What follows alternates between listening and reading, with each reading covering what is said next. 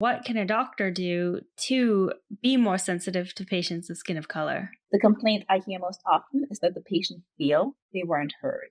So listening to your patient, I think, is really important for one. And then often when I ask patients who've seen other providers, so what's the diagnosis? They often don't have an answer. So in that patient-doctor relationship, I think it's very important to make sure your patient is heard and seen, but also to ask, so what is the diagnosis? What do I have? Rash isn't a diagnosis, right? Dermatitis in itself isn't a diagnosis.